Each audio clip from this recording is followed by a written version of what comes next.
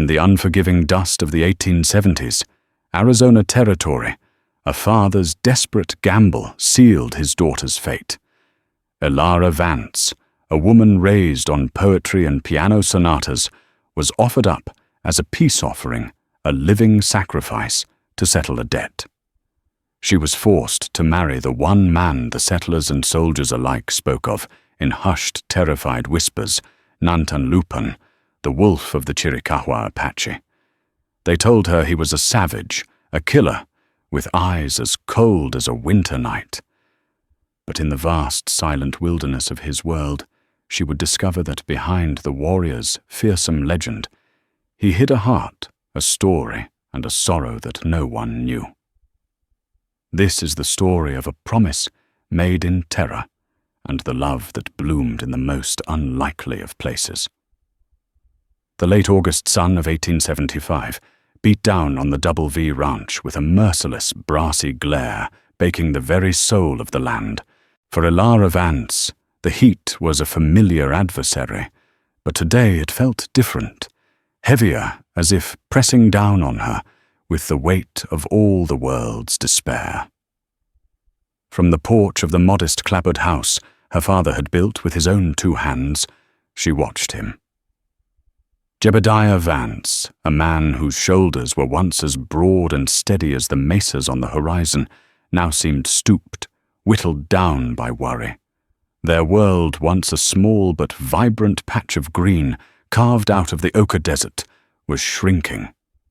The Sweetwater Creek that gave their land life was dwindling, and so were their prospects. But their real trouble didn't come from the sky. It came on horseback, wearing a tailored suit and a cruel smile. His name was Silas Blackwood. He was a cattle baron from Tucson, with an appetite for land that was as insatiable as a plague of locusts. He had methodically bought or squeezed out every small rancher in the valley, and the Double V was the last holdout. The Vance land held the key to the entire region, the deep-set crystal springs a source of water that never ran dry even in the harshest drought. Blackwood didn't just want it, he needed it to water his ever-expanding empire. Weeks ago, in a move of pure desperation, Jebediah had accepted a loan from Blackwood, hoping a few good head of cattle could turn their fortunes. It was a fool's hope. A sudden outbreak of blackleg fever had wiped out the new stock, and the loan, with its predatory interest, had become an unpayable mountain of debt. That morning, Blackwood had arrived, not with lawyers, but with 4 grim-faced gunmen, whose hands never strayed far from their holsters. Elara had served them coffee on the porch, her hand steady, despite the tremor in her heart. She listened from behind the screen door as Blackwood laid out his terms. "Jebediah," Silas began, his voice smooth as oiled leather, "we both know you can't pay. I can take this land, your horses, your house, everything. I can have the marshal run you out of the territory with nothing but the clothes on your back. Or worse." He let the threat hang in the shimmering heat. Jebediah's voice was a ragged whisper. "There must be another way, Silas. Give me more time." Blackwood chuckled a dry, rasping sound. "Time is the one thing you don't have. The Apache are restless. Nantanlupan and his Chiricahua band have been hitting supply lines up north. The army can't pin him down. People are scared. They want peace. They want security." Elara frowned, not understanding the change in subject. Nantanlupan, the wolf. She'd heard the name whispered in the town of Wilcox. They said he moved like a ghost, that his warriors were the fiercest in all of Apacheria. They said he was responsible for the massacre at Canyon Diablo and the burning of the Miller homestead. He was a monster in the stories told to frighten children and grown men alike. "What's that got to do with me?" Jebediah asked, his confusion mirroring Elara's. "I've been negotiating," Blackwood said, leaning forward conspiratorially, "through an intermediary. Lupan is a man of honor in his own savage way. He's willing to agree to a truce. He will keep his warriors out of this valley, ensuring the safety of all for a price. A gesture of trust. A permanent bond between our peoples. A cold dread, colder than any winter chill, began to creep up Ilara's spine. She pushed the screen door open slightly, her knuckles white. "What kind of bond?" Jebediah asked. Blackwood finally looked past Jebediah, his gaze landing directly on Ilara. His eyes were like those of a hawk spotting a rabbit. "He will take a wife from the settlers, a bride to seal the pact. It shows we are offering our most precious a promise of family, of a shared future."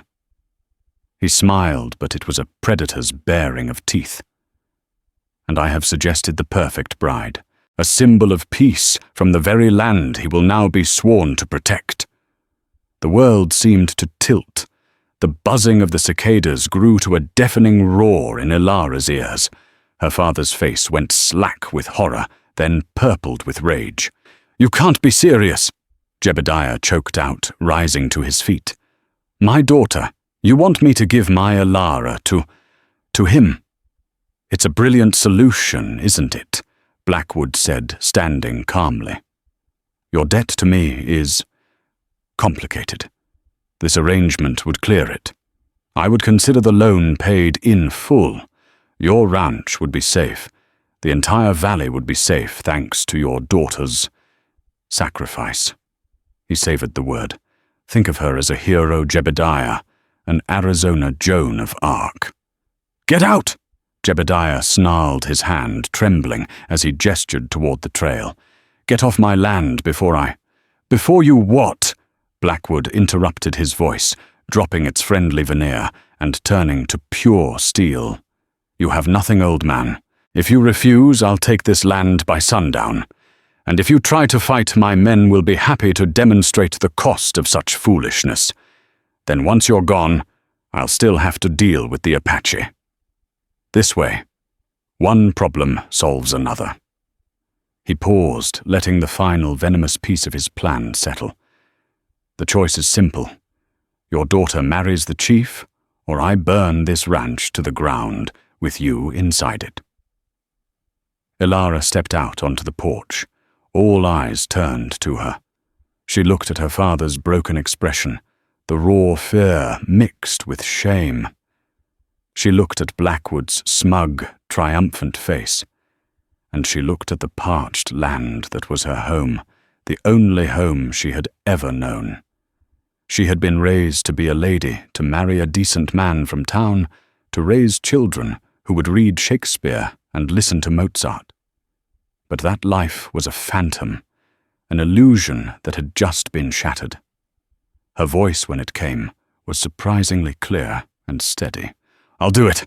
Jebediah spun around. "Ilara, no. You don't know what you're saying. This man, he's not a man. He's a demon." "And what other choice do we have, father?" she asked, her gaze locked with Blackwood's. "To die here for pride, to let him destroy everything you built." She turned her eyes, filled with a terrifying resolve, to the cattle baron. "You will put it in writing, that my father's debt is cleared, and his title to this land is his free and clear forever. You will sign it, and the territorial judge in Tucson will notarize it." Blackwood looked momentarily surprised by her fortitude, then his smile returned wider than before. He had won. An astute negotiator, of course. It will all be official. Be ready in 2 days. A party will come for you. They won't be gentlefolk, Miss Vance. I'd advise you to be compliant. He and his men mounted their horses and rode off in a cloud of dust, leaving a profound silence in their wake. Ilara stood frozen, the porch boards warm beneath her worn leather shoes. Her father collapsed into his chair, the sound of his ragged sobs the only noise in the vast, indifferent landscape. Ilara did not cry. She felt as though all the tears inside her had been evaporated by the sheer heat of her reality. She was to be the bride of a monster, a bargaining chip in a rich man's game. In 2 days her life would be over, or perhaps a different, unimaginable life was about to begin. She looked out toward the distant, hazy peaks of the Chiricahua Mountains, the domain of the wolf.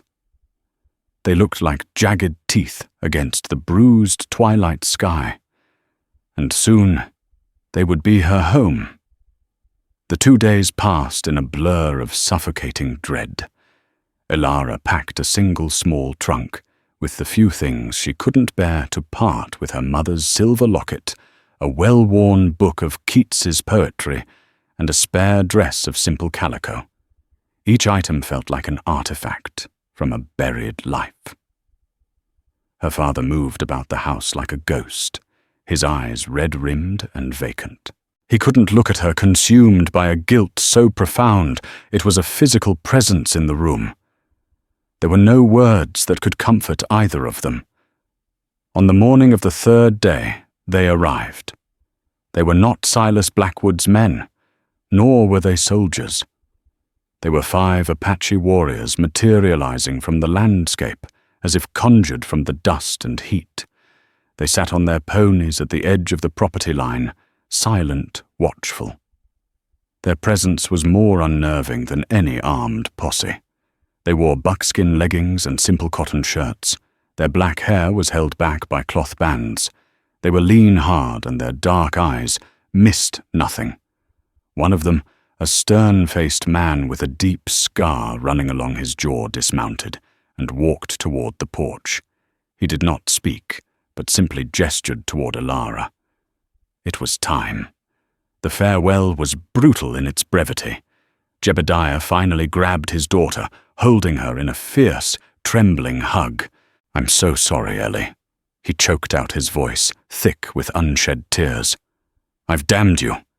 You did what you had to do to survive, Father," she whispered back, her own voice betraying a tremor. "Now I must do the same. Live. Keep the ranch. For me." She pulled away before she could break down. With her back straight and her chin held high, carrying her small trunk, she walked toward the waiting warriors. The scarred man took her trunk and tied it effortlessly to a pack mule. He pointed to a small, sturdy-looking mare. There was no saddle, only a thick, woven blanket.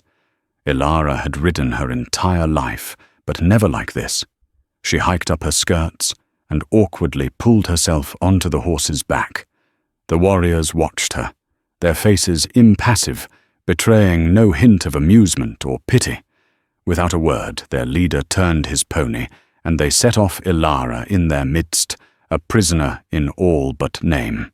They traveled east towards the Dragoon Mountains, first a natural fortress of granite and pine. The journey was grueling. The warriors moved with a relentless, ground-eating pace that paid no mind to her comfort. The sun was a hammer, the landscape a blur of rock sand and spiny cactus. They offered her water from a skin bag and strips of dried meat that was tough and salty, but she accepted it gratefully, refusing to show weakness. They spoke to each other in their own tongue, a series of clicks and soft, guttural sounds that was as alien to her as the landscape itself. They never spoke a word of English or Spanish to her. She was cargo, a package to be delivered. The isolation was absolute. At night they made a small, smokeless fire, and she huddled on the opposite side, wrapping herself in a thin blanket they provided, staring up at a sea of stars that seemed cold and impossibly distant. On the 4th day of travel, they entered the mountains proper. The air grew thinner, cooler. The terrain became treacherous, a maze of narrow canyons and steep rocky inclines. She marveled at how their unshod ponies navigated the paths with such sure-footed ease. This was their world, and she was a clumsy, fragile intruder. Late in the afternoon, they crested a high ridge, and her escort pulled to a halt. The scarred warrior pointed. Below them, nestled in a hidden valley protected by sheer rock walls, was the Apache stronghold, their rancheria. It was larger than she had imagined. Dozens of wickiups, domed huts made of branches and hides were scattered amongst the pines and oaks. A stream clear and bright snaked through the center of the camp. Smoke drifted from numerous small fires, and the sounds of life children shouting, dogs barking, the low murmur of voices rose to meet them. Her heart hammered against her ribs. This was it. The point of no return. As they descended into the valley, a hush fell over the camp. People emerged from their homes to stare. Women stopped their work, grinding corn or treating hides. Children fell silent, their dark, curious eyes fixed on her. She was a spectre at the feast, a white woman with her pale skin and dusty brown traveling dress, an omen brought into their sanctuary. The stares were not overtly hostile, but they were heavy with suspicion and distrust.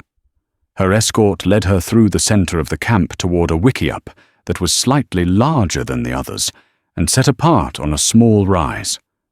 An old woman with a face like a wrinkled map and eyes that seemed to hold the wisdom of a century sat by the entrance weaving a basket. She watched Ilara's approach without expression. The warriors dismounted, and the leader gestured for her to do the same. Her legs were stiff and sore, and she nearly stumbled as her feet touched the ground. And then he emerged from the wickiup. Nantan Lupan, the wolf. The stories had not done him justice, nor had they captured the truth of him. He was not the hulking, slavering beast of settler nightmares. He was tall for an Apache, with broad shoulders and a lean, powerful build. He moved with a liquid grace that was both beautiful and deeply intimidating. His face was all sharp angles and stark planes, with a strong jaw and a mouth that was set in a firm, unsmiling line. Scars thin and white marked his skin, one high on his cheekbone, another disappearing into the collar of his buckskin shirt. But it was his eyes that held her captive. They were dark, so dark, they seemed to pull the light from the air, and they were filled with an intelligence and a profound, chilling stillness that seemed to strip her bare, seeing every fear, every doubt, every ounce of her defiance. There was no cruelty in them, not yet. But there was no warmth either.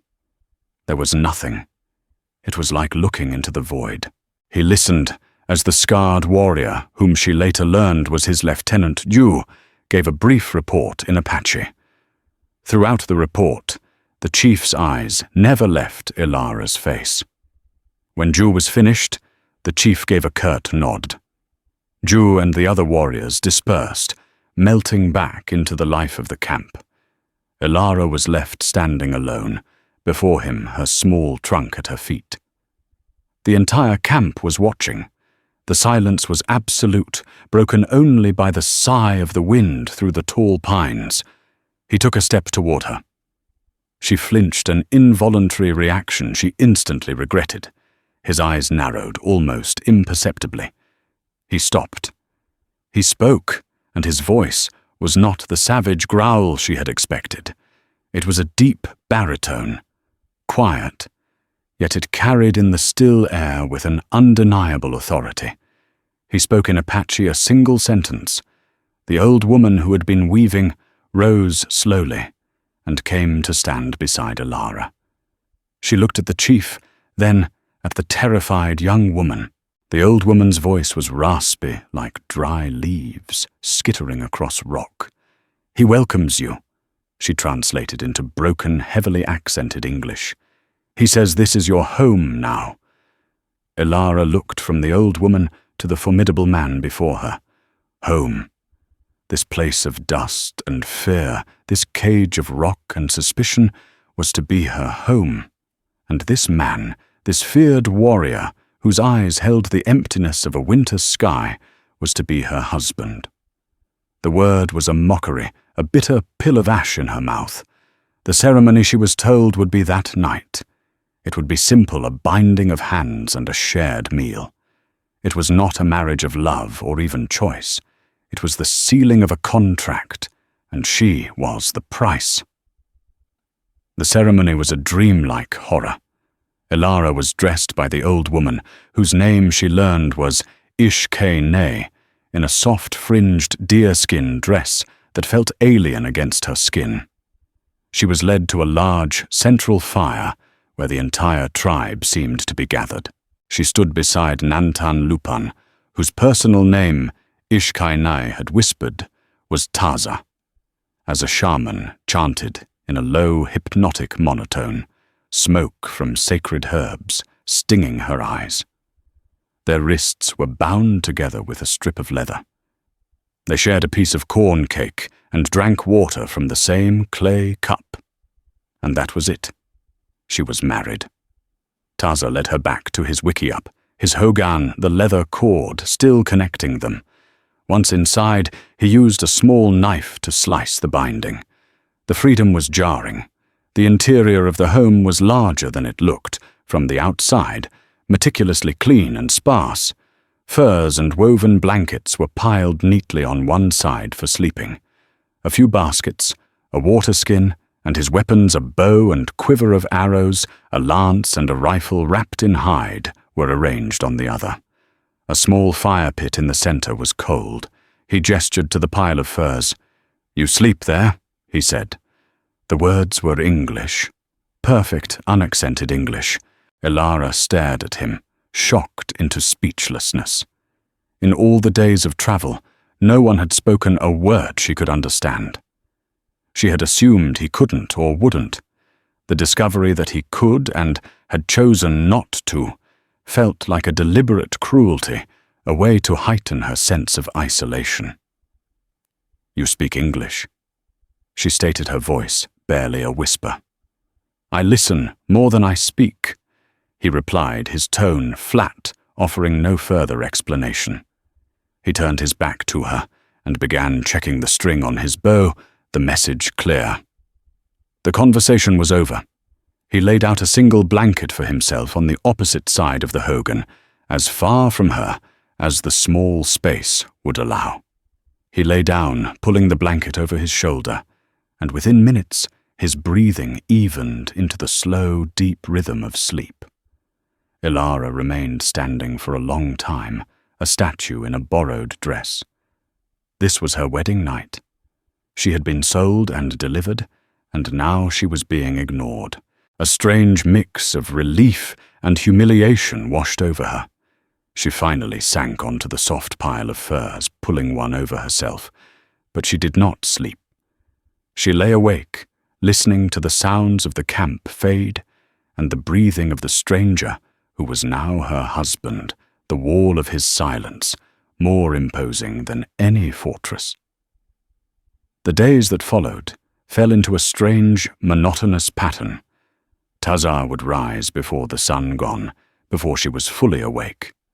He would return long after dusk, eat the food Ishkay-ne brought for them in silence, and then take his place on his side of the hogan. He never touched her. He rarely looked at her. He almost never spoke. The few times he did it was a simple, direct command. "Stay in the camp. Do not wander. The water is there." Elara became a ghost in the village. The other women ignored her, turning their backs when she approached, whispering in their own language as she passed. The children would sometimes stare, but would scamper away if she met their gaze.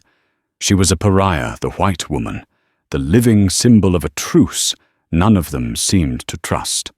Her only human contact was Ishkay-ne. The old woman seemed to take pity on her. She began to give Elara tasks, showing her how to grind corn into meal using a stone mano, and metate, how to scrape a deer hide, clean, how to find the roots of the yucca plant. The work was hard, back-breaking, but Elara welcomed it. It kept her hands busy and her mind from spiraling into despair. It was through these silent lessons that she began to observe the world around her. She saw that Apache life was one of constant work and vigilance, but it was not without its moments of grace. She saw mothers singing to their children, men laughing as they mended tools, and the deep respect they all showed to their elders. It was a community, a family, and she was utterly outside of it.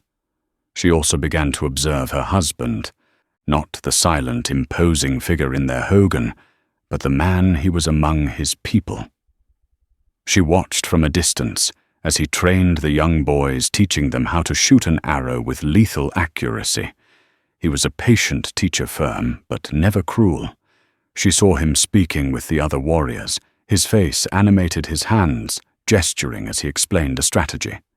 She once saw a small child trip and fall near him. Without a word, Taza knelt, helped the crying boy to his feet, and brushed the dust from his leggings before sending him on his way, with a gentle pat on the head. These small moments were cracks in the facade of the unfeeling warrior. They were glimpses of a man she did not know, a man completely at odds with the cold stranger she lived with. The wolf was a leader, a teacher, a protector. But who was Taza one evening?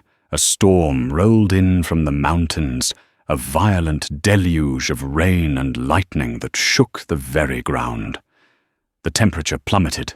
Inside the hogan, the air grew damp and cold. Ilara, unaccustomed to the mountain chill, shivered uncontrollably beneath her single fur blanket. Taza, who had been sitting by the fireless pit, staring into the darkness, noticed her shaking. He stood, and for a moment she thought he was going to approach her. Her body tensed. Instead, he walked to his own sleeping area, picked up his thickest buffalo hide, walked back to her side, and dropped it on top of her. He didn't say a word. He just returned to his spot and lay down, leaving her under the warmth of the heavy, musky fur. It was the first act of anything approaching kindness he had shown her. She lay there stunned, her shivering slowly subsiding under the weight and warmth of the hide. It was a small gesture, perhaps meaningless to him, but for Ilara adrift in a sea of loneliness and fear, it was a lifeline.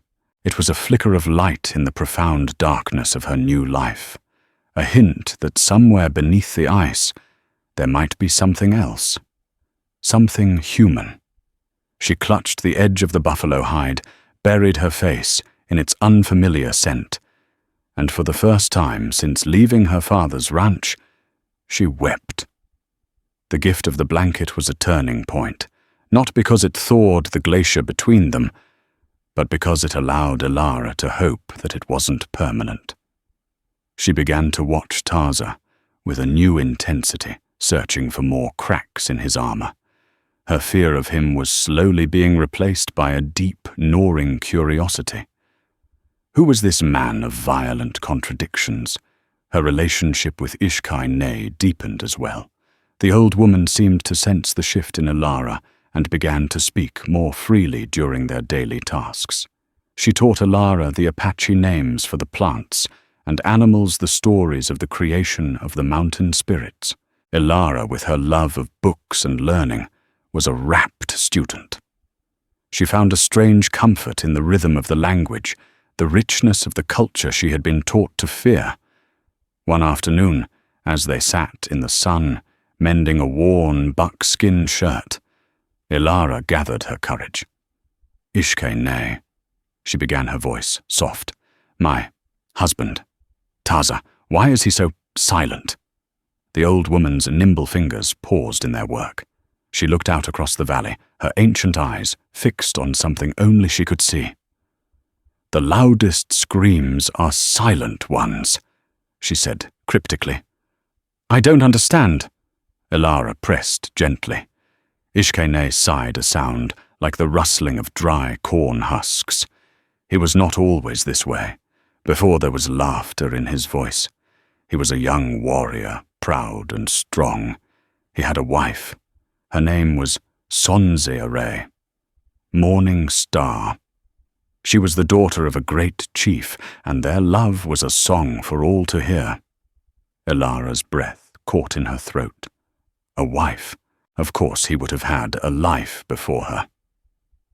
They had a son, Ishkaine continued, her voice growing heavy with sorrow. A little boy with his father's eyes. Taza was building a new life for them, a life of peace. He believed the words of the white men from Washington. He believed in treaties. She fell silent, and Alara waited, knowing the rest of the story would be dark. It was the time of the Bluecoats' betrayal, Major Schofield's men. They said they came for peace talks at Apache Pass. It was a trap. While the warriors were away, a group of miners, drunk on whiskey and hate, attacked the camp where the women and children were waiting. They called it sport. The word was poison on her tongue. Sonsiare, the boy. They didn't survive. Taza returned to find only ashes and silence. He found their bodies himself. The world seemed to spin around Alara. The silent, cold man in her hogan was not a monster. He was a widower, a father who had lost his child. His silence wasn't a rejection of her Alara Vance. It was the enduring echo of an agony she could barely comprehend. His hatred for her people wasn't born of savagery, but of a pain so deep it had carved out his heart and left a hollow void. He became Nantan Lupan that day. Ishkaine finished her gaze, finally returning to Alara, the wolf. He swore he would never again trust the white man's words, only his actions. He fights not for glory, but so that no other Apache father will find his family in the ashes. Alara looked down at her own pale hands, suddenly seeing them as the hands of a people who had inflicted this wound. Her presence here, her very existence in his home, must be a constant, agonizing reminder of everything he had lost. She was not his wife. She was his ghost. Meanwhile, miles away in the town of Wilcox, Silas Blackwood was growing impatient. His plan had worked perfectly. He had the Vance land and its precious water legally signed over. The Apache raids in the valley had indeed stopped, but the second part of his plan, the part where the savage chief would kill his white bride, causing an uproar that would bring the cavalry down on the Chiricahua and wipe them out for good, wasn't happening. His spies, disgruntled prospectors who traded information for whiskey, reported that the Vance girl was still alive. Blackwood needed chaos. He summoned his most reliable scoundrel, a former army scout named Lefty Finn, a man discharged for drunkenness and theft. "I need you to stir the pot, Lefty," Blackwood said, sliding a stack of coins across his polished mahogany desk. "I need an incident, something that can't be ignored." "What did you have in mind?" Lefty asked, pocketing the coins with a greedy grin. "There's a small homestead, the Petersons, about 10 miles south of the reservation line. God-fearing folk, a man, his wife, 2 kids. No one would ever suspect them of anything," Blackwood mused. "Take a few of the boys. Make it look like a raid, a brutal one. Take something, a piece of jewelry, a tool, something that can be planted in the Apache camp later. But most importantly, leave a clear Apache sign." Lefty's eyes glinted. "Like an arrow." "Exactly." Blackwood smiled. "An arrow left right in the middle of the floor. Make sure the army finds it. Major Strickland at Fort Bowie is a man who shoots first and asks questions never. Give him an excuse, and he'll give me a war." A few nights later, Taza returned to the hogan late. Alara was already pretending to be asleep. She heard him enter, but his movements were different. He was not settling down to sleep. She heard the soft scrape of hide as he unwrapped his rifle. Through her eyelashes, she saw him checking the action, his movements economical and precise. He then sat cross-legged and began to sharpen his knife on a whetstone, the rhythmic shk, shk, shk, a deeply unsettling sound in the quiet of the night. A palpable tension had descended upon the camp over the past day. Warriors had been arriving and leaving in small groups. The mood was somber, coiled. Alara knew something was wrong. Ishkay-Nay's story had changed everything.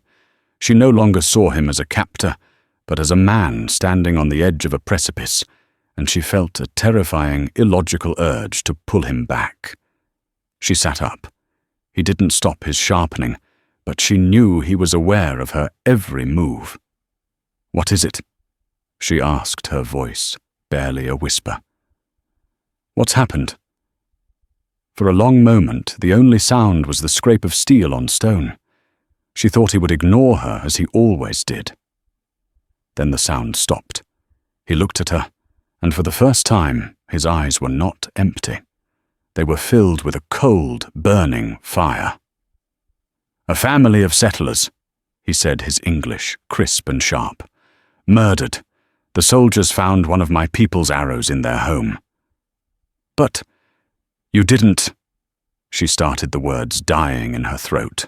"No," he said, his voice flat. "It was not us. This peace was real, but your people do not want peace. They want a reason. They want a war." He placed the newly sharpened knife in its sheath. "And now they have one." He stood up, grabbing his rifle. He was leaving. He was going to become the wolf once more, not by choice, but because he was being forced to. And Ilara knew with a certainty that chilled her to the bone that Silas Blackwood's vulture-like shadow had just fallen over them all. The rancheria was transformed overnight. The quiet domestic rhythm of the camp was replaced by the grim hum of a war council. The men's faces were set like stone, their eyes hard. The women worked with a frantic, silent purpose, preparing food-packing supplies, their movements shadowed by a familiar fear. Taza was at the center of it all, a vortex of calm, deadly authority. He spoke in low tones with Ju and the other warriors poring over maps drawn in the dirt, dispatching scouts to the lowlands. Ilara felt useless, an outsider more than ever. She tried to help Ishkay-Nay, but her hands fumbled her mind, distracted by the image of the murdered Peterson family and the cold fury in Taza's eyes. This was Blackwood's doing. She knew it as surely as she knew her own name. He had manufactured this atrocity to get what he wanted, this land cleared of its native people. A young boy, no more than 6 years old, had been watching the warriors with wide, adoring eyes. His name was Avi Littlebird. He was Ishkay-Nay's grandson. In his excitement, mimicking the warriors, he scrambled up a treacherous pile of boulders at the edge of the camp. His foot slipped. A cry of pain cut through the tense air. Ilara and Ishkay-Nay rushed over. Avi lay at the bottom of the rocks, his face pale and twisted in agony. His leg was bent at a sickening angle. It was clearly broken. The boy's mother ran to him, wailing, but was too distraught to be of any help. Ishkay-Nay knelt, her face a mask of worry. "The bone is shattered. The medicine man can give him herbs for the pain, but to set it—" She shook her head. A badly set leg could leave a boy crippled for life, a death sentence in this rugged world. Taza arrived, his meeting interrupted by the commotion. He took one look at the leg and his jaw tightened. He knelt beside the boy, speaking to him in soft, reassuring Apache. Suddenly, Ilara was no longer Ilara Vance, the captive bride. She was Jebediah Vance's daughter, a girl who had spent her life on a ranch, setting the broken legs of calves and foals. "I can help," she said, her voice cutting through the frightened chatter. Every head turned to her. Taza looked up, his eyes filled with disbelief and suspicion. My father taught me," she said, meeting his gaze without flinching. "On the ranch, animals mostly, but the principle is the same. The bone must be set clean and held straight, or he will never run again."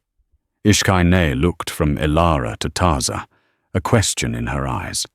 Taza studied Ilara's face, searching for something. He saw no fear, no deceit, only a fierce, focused determination. After a long, tense moment, he gave a curt nod. "Do it." It was the permission she needed. "Bring me straight, strong branches," she commanded, her voice taking on an authority that surprised even herself. "And strips of clean hide, and boil water. We need to wash the wound." The women who had shunned her for weeks now scrambled to obey. They saw not the white woman, but someone who might save one of their own. Ilara knelt by Avi, ignoring the pain and fear in his eyes. She focused on the task. "Ishkaine, you must hold his shoulders. Taza, you must hold his other leg. Hold it fast. This will hurt." She took the small, mangled leg in her hands. She took a deep breath, closed her eyes for a second, and then with a swift, decisive pull and twist, she set the bone.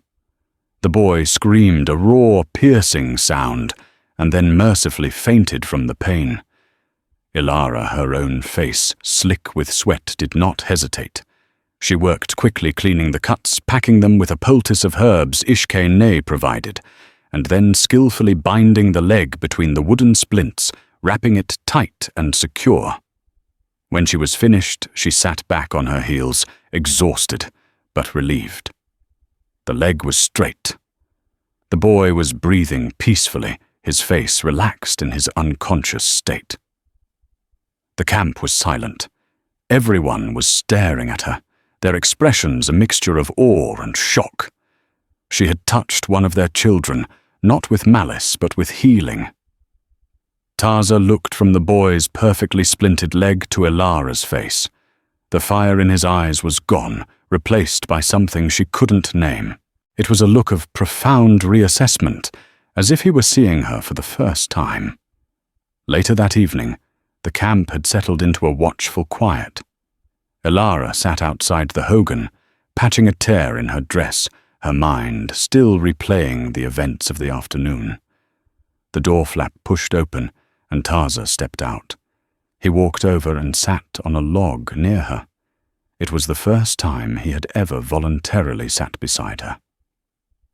"The boy is comfortable," he said. It wasn't a question. It was a statement of fact. "He will be fine," she replied, not looking up from her sewing. "He is young and strong. The bone will heal clean." They sat in silence for a long time, but it was a different kind of silence. The wall between them was still there, but it felt thinner, less absolute. "Where did you learn such things?" he asked, his voice low. "As I said, my father, we couldn't afford a doctor for our stock. You learn to do for yourself in the territory, or you don't survive. You are not like the other white women," he stated. Ilara finally looked up at him. The firelight flickered across the sharp planes of his face, making shadows dance in the hollows of his cheeks. "And you are not the monster they say you are." His jaw clenched. "They made me a monster." "I know," she said softly. "Ishkaine told me about Sonsiare and your son." The name of his wife, spoken aloud by this white woman, hung in the air between them like a ghost. He visibly recoiled, a wave of pain so raw passing over his features that Ilara had to look away. He stood up abruptly, ready to retreat back into the safety of his silence. "I am sorry," she whispered to the ground. "Truly, for what my people did, for your loss." He stopped. He turned back slowly, and the look he gave her was one of utter desolation. "Sorry does not bring back the dead." "No," she agreed, her voice thick with emotion. "It doesn't. And this new reason for war, this attack on the Peterson family, it feels wrong. It feels like a lie designed to make you into that monster again." He stared at her, his dark eyes searching hers in the firelight. He saw the genuine conviction in her face. He had spent years believing all white people were liars, their words as empty as the wind. But this woman, his captive bride, had just saved the leg of an Apache child, and was now speaking a truth he felt in his own gut. The arrow was a convenient excuse for a war the settlers had always wanted. "Blackwood," she said, voicing the name that had been tormenting her. "The man who arranged our marriage. He wanted my family's land. He benefits the most if your people are gone." Tarza's face hardened, but this time with a focused, calculating anger. It was not the blind rage of grief, but the sharp fury of a leader who senses a serpent in the grass. He had been so focused on the army on Major Strickland that he had not considered the source of the lie itself. He knelt in front of her so close she could feel the heat radiating from him. "Tell me about this man," he said, his voice a low, dangerous rumble. "Tell me everything." And so she did. Under the vast, star-dusted Arizona sky, with the threat of war hanging over them, Elara Vance and Tarza, the wolf of the Chiricahua, spoke for the first time, not as captive and captor, but as two people bound by a common enemy. The ice had not just thawed, it had begun to crack. And in the fissure, something new and fragile and utterly terrifying was beginning to grow. Elara's revelation about Silas Blackwood shifted the conflict from a war against soldiers to a hunt for a snake in the grass. Tarza dispatched his most trusted scouts to Wilcox, not to fight, but to watch Blackwood and the disgraced scout, Lefty Finn. In the tense days that followed, a profound change occurred between Tarza and Elara. The silence that had once defined their existence was now filled with quiet conversations. He taught her the ways of the mountains, and she, in turn, told him of a world of books and music. One evening he found her staring at the distant plains, her expression filled with a deep melancholy. "You miss your home," he stated. "I miss the music," she confessed. "My mother had a piano. Sometimes I fear my hands have forgotten the melodies." Later he returned and pressed a small carved wooden flute into her hands. "It is not your piano," he said gruffly, "but it can make music." The gesture was more intimate than any touch. As she hesitantly played a simple haunting tune, he listened with his eyes closed, and the wall between their two worlds seemed to dissolve completely. Their fragile peace was shattered by the frantic return of a scout. Major Strickland and a full company of cavalry were marching from Fort Bowie, spurred on by the evidence of the raid. Worse, Silas Blackwood and a posse of 20 men rode with them, claiming they were going to rescue the Vance girl. "He's coming to finish the job," Elara said, her blood running cold. "He needs me dead to complete his story. He will use the soldiers as his shield." Tarza concluded his face, a grim mask. "He plans to have us all wiped out." The warriors prepared for a fight they could not win. Tarza began giving orders to move the women and children to a safer location. "You will go with them," he told Elara. "No," she said, her voice resolute. She stood before him, no longer a captive but a partner. "This is my fight now. You cannot win against both the army and Blackwood. But I know this land. Blackwood will use the old miner's trail to try and get behind you. I know a place along that trail, the Shadow Caves, a perfect place for an ambush." Tarza stared at her, seeing not a white woman, but a warrior with the heart of the Chiricahua. He made a decision that went against every instinct grief had taught him. He chose to trust. Turning to Zhu, his lieutenant, he gave the order. "Take half our warriors. Draw the soldiers deep into the main canyon. Slow them, but do not break them. The rest of you," he said, his gaze falling on Elara, his hand finding hers, "come with me. We will hunt a vulture in the shadows." Elara led Tarza and his warriors along the treacherous miner's trail, her knowledge of the terrain unerring. She pointed to a sheer, vine-covered rock face. "Behind there," she whispered. The hidden entrance to the Shadow Caves was exactly as she remembered. The trap was set. They would let Blackwood's posse ride into the narrowest part of the trail and strike from the rocks cornering them against the cliff's edge. "Stay in the cave," Taza ordered her, his eyes locking with hers, in a promise and a farewell. "Do not come out." She retreated into the darkness as the sounds of hoofbeats and Blackwood's confident voice grew louder. Then a single war cry tore through the air, and the trail erupted into a storm of arrows and gunfire. The ambush was swift and brutal. Blackwood's men, caught completely by surprise, fell into chaos. Amidst the fighting, Blackwood, his face a mask of fury, spotted the cave entrance. Realizing Alara was the source of the trap, he scrambled towards it, his revolver drawn. He burst through the vines, his eyes landing on her. "You!" he snarled, raising his pistol. "I'll kill you myself!" Before he could fire, Taza launched himself from a ledge above, tackling Blackwood. The two men crashed to the ground, wrestling for the gun. As they struggled, one of Blackwood's last men on the trail fired his rifle. The bullet slammed into Taza's shoulder, and he cried out, his grip faltering. Blackwood seized the advantage, shoving the wounded Taza aside and lunging for the fallen revolver. Seeing Taza vulnerable, Alara didn't hesitate. She grabbed a heavy loose rock and brought it down with all her strength on Blackwood's hand, shattering bone. He screamed in agony, his threat neutralized. The aftermath was decisive.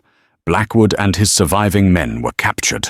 When Major Strickland's cavalry finally arrived, they were met not by hostile savages, but by a victorious war party and their captives.